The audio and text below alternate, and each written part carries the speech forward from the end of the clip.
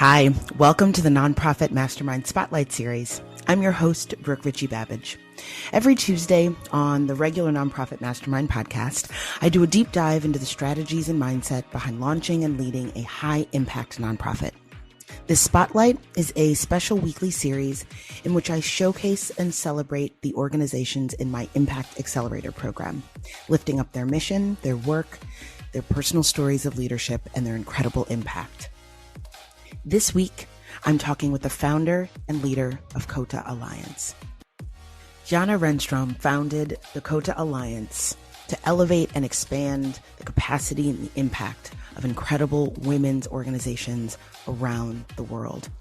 There are so many organizations doing incredible work, and what she found is that too often they simply aren't able to work in concert. They don't know about one another. They don't have the capacity to figure out how to work together in service of the women and girls in their community. That's where Kota comes in. At its core, Kota is about gender equity and women's empowerment. They work both locally and globally to create real synergies between organizations that serve and support women and girls. Their goal is to serve as the interstitial tissue between these organizations, creating communities and efficiencies that expand impact. Our conversation is really, really great. I always love talking to Jaana. She has such insight both into what it means to build an institution that centers equity and that really empowers the women and girls that it serves, and because she sees connections between the chess pieces on the board, which I always feel is really exciting. And that's what Kota is all about. And so our conversation today lifts up her thinking and Kota's impact, and I think you'll really enjoy it.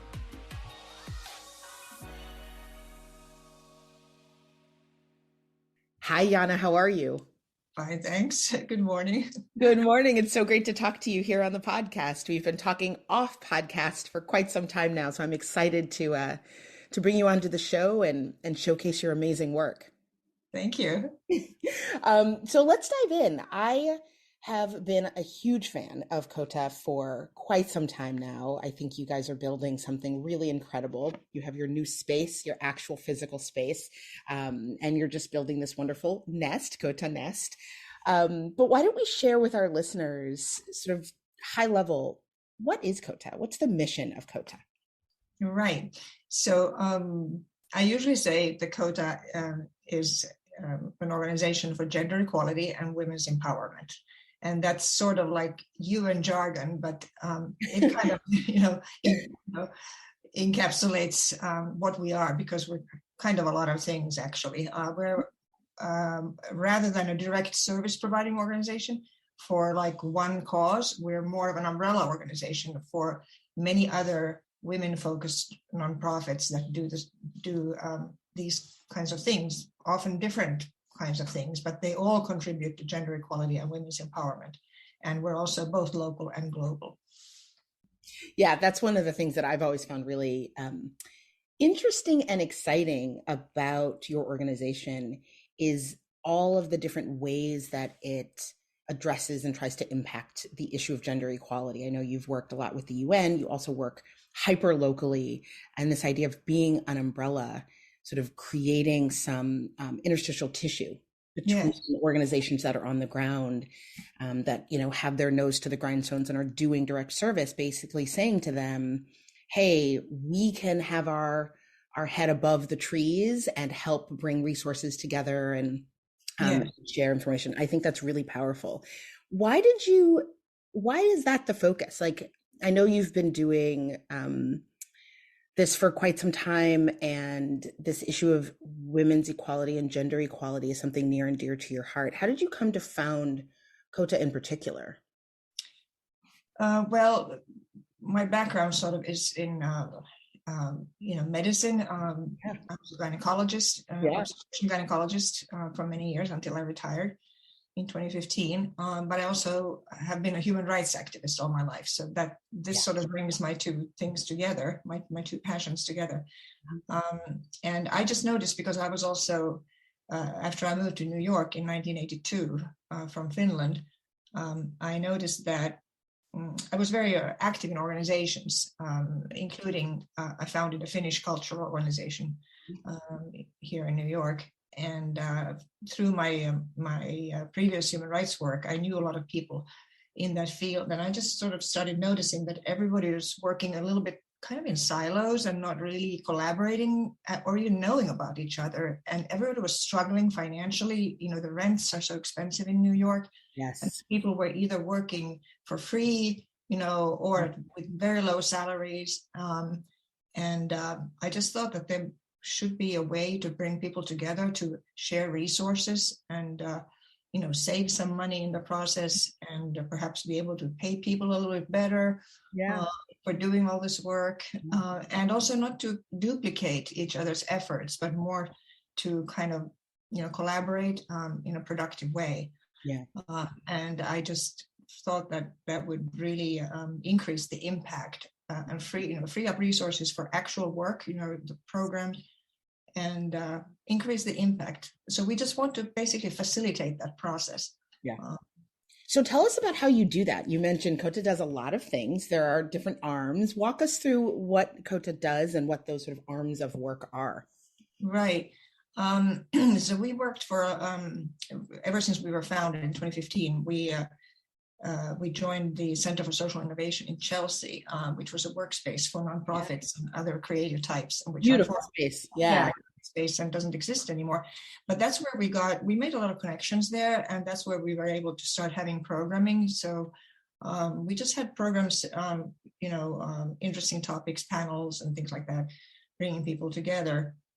And then we also did notice that just in order to get funding, we really had to have some direct programming. Mm-hmm. So, for instance, we organized 2 summers in a row. We organized digital storytelling courses for teen girls. Yeah, and that was very fun and hopefully useful for these girls. Mm-hmm. And other events like that. And now that we have moved to Northern Manhattan, to Harlem. That's sort of the result of our thinking that what really needs to happen for women's empowerment is one of the basic things, a couple of basic things. One is wellness. You really have to be well and healthy to be able to do anything. And the other one is economic empowerment, because poverty is just, you can't really do anything until you have, economic that's right. capacity. Yeah. So, that's what we're focusing on right now. And I know that a lot of the work that you'll be doing in Kota Nest, which we'll talk about in a moment, will focus on this economic empowerment piece. Yeah. What are some of the things that you're doing around economic empowerment? I know, you talked about being an umbrella organization, bringing together into one space. It's been online, but hopefully one day soon it will be in person. Organizations that are doing economic empowerment work on the ground. What does that look like on sort of a week-to-week basis for Kota? Well, this is just really in process. It's changing a lot right now because of the physical space. It actually enables us to do so much more. Yes. Because, right now COVID is a little bit like receding, and we hope it stays away. But we can't have large numbers of people together in the building, but we can have smaller groups. And also it just forms like, it's like a basis for our operations, and we can also, from there, we can go to other places. But we might have, for instance, we just organized a couple of digital literacy classes, so computer skills. That's so fundamental. Yeah. Yeah, and this, of course, became very obvious during COVID, is how necessary those skills are. And if you don't have them, you get left further and further behind. And we're focusing particularly on, not so much the girls, because, the young kids have a lot of opportunities and they're so quick on the uptake. Yes.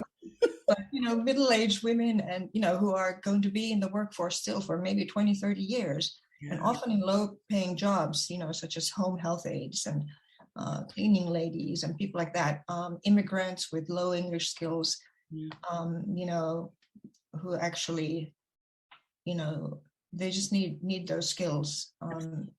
And so fortunately, we've been lucky to get the support of, for instance, the Next 50 initiative, to support the training of home care workers. So that's the next thing we're setting up this year, to upskill them.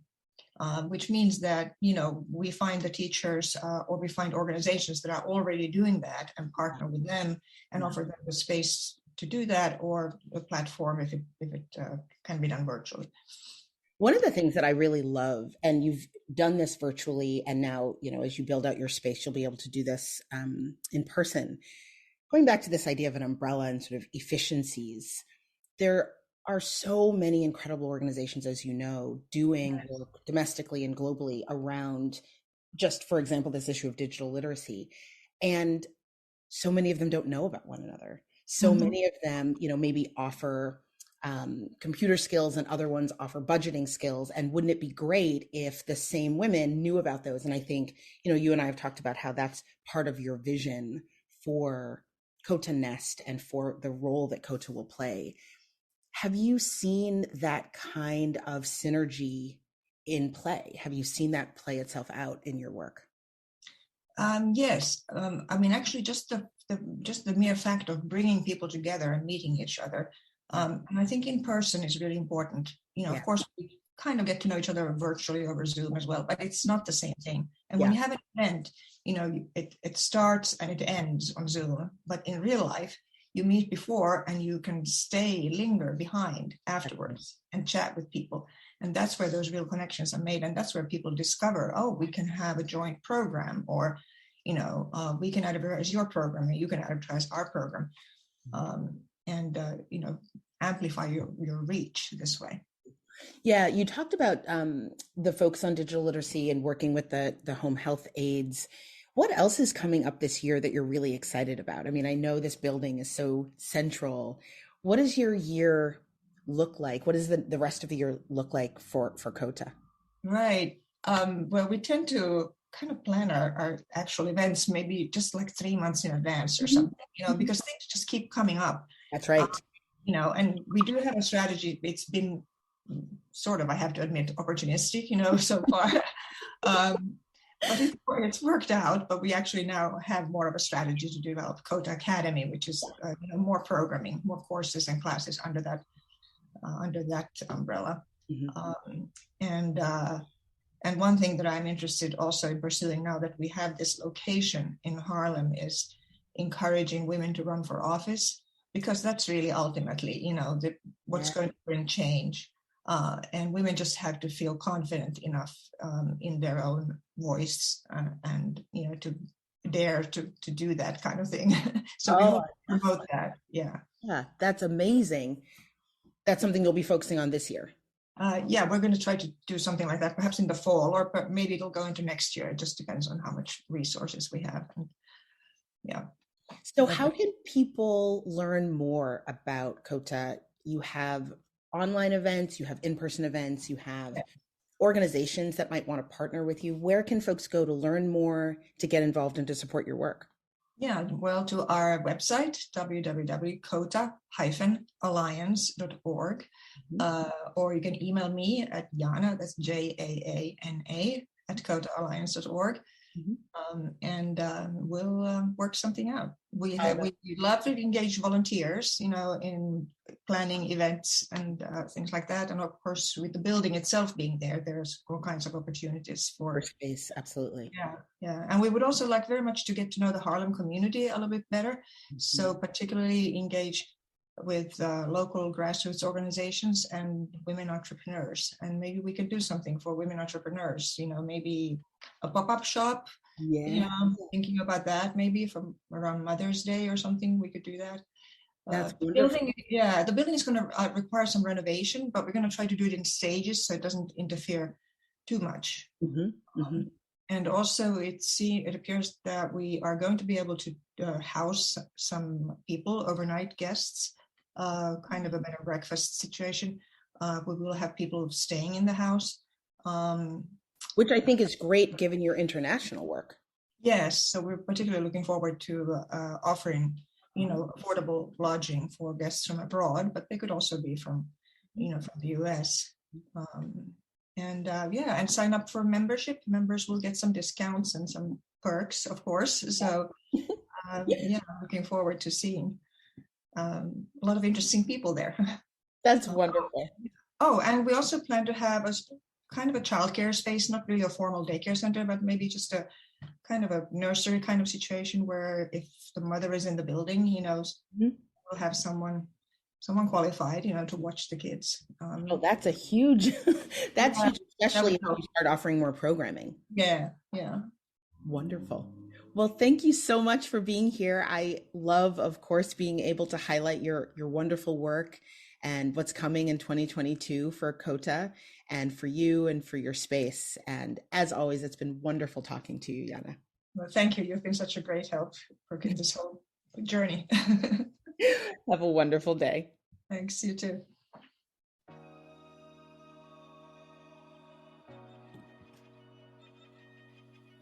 Thank you so much for joining me for this week's episode of the Nonprofit Mastermind podcast.